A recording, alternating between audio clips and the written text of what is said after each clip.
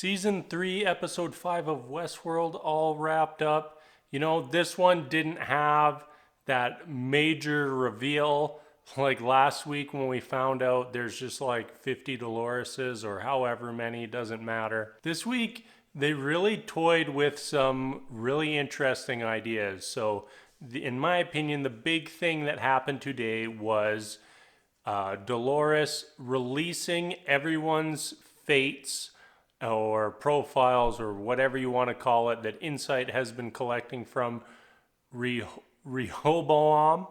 I still can't say the word. Like no matter how many times I hear it in the show, it's still just a weird word, okay? It got me thinking like what would you actually do if you got your profile? So you'd have it in front of you on your phone, and no matter what, there's one thing that every single person would fixate on, and that is knowing how you would die. It wouldn't matter if you lived a good life, a bad life, you're now on a clock. Your life is on a clock, and you'd be fixated on that moment or what led you to to your fate. And it was crazy to see everyone's reaction to finding out. You see people fighting, people just stopped what they're doing, dropped on the floor, because that is what would happen.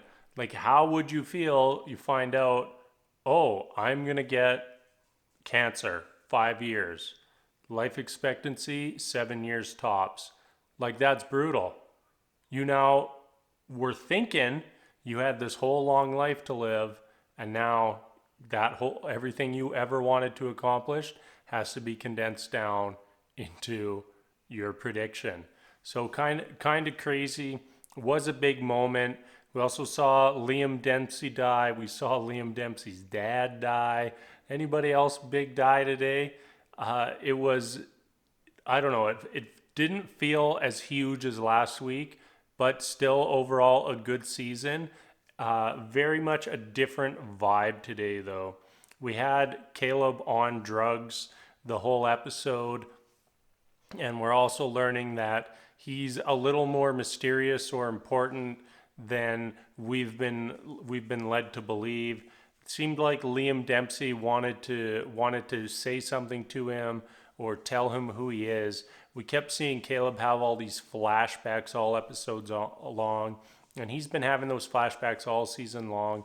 And the main thing, it seems to revolve around this moment where he's really taking this guy hostage, and in the end his friend ends up dying. So we don't have the whole story there. We saw him kind of taking a hostage, I guess, into a warehouse. I believe we got a glimpse of that man's face briefly, but it was only a split second and didn't really ring any bells to me on who that person was. But now I'm starting to wonder, who is Caleb? What is Caleb? And, Dolores seemed very set on protecting him. So I think there's something going on there. I think it's possible that, there's a little more to Caleb than meets the eye. I think that we're going to get a big surprise or reveal about his character at some point this season, but not really getting any indications what that is just yet. Another moment I thought was very interesting was the security guard, Dolores. He was talking to Bernard, and he said, "Bernard, you're the only one we can't replace."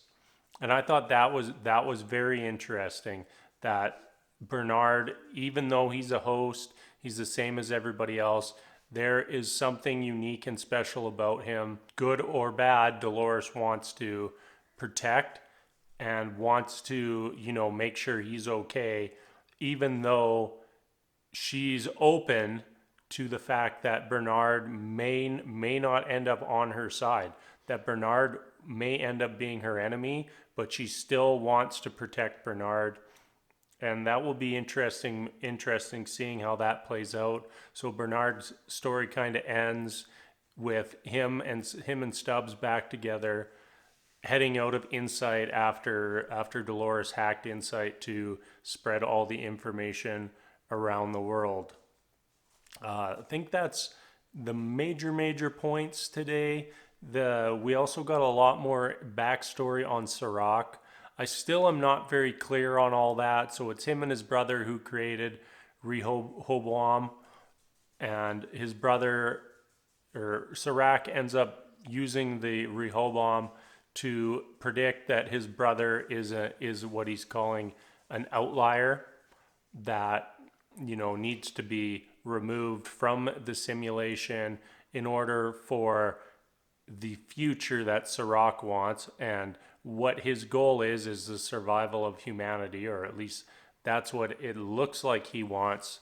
And his method of doing that is removing all those outliers, removing all the randomness. He can save humanity. So we see that he has been, it looks like, taken some of those outliers out and was trying to alter their DNA. So pretty hardcore for Serac.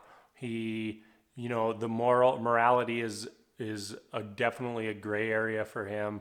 If he's willing to test on his own brother to improve his outcome. We also got a lot of shots of what I'm calling Serac's doomsday clock.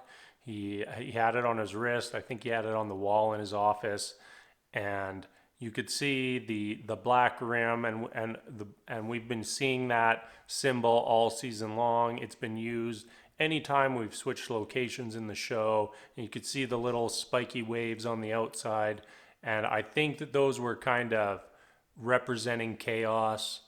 And you could see, like, after Dolores released all the information, his watch goes crazy, Serac goes crazy, and now it is full-blown war between Serac and Dolores. All right, that's all I've got for episode 5. Let me know your thoughts. Let me know your theories. There is so much going on in this show this season. So many ideas flowing through my head. Let me know what yours are too. Thank you so much for watching, and check back next week.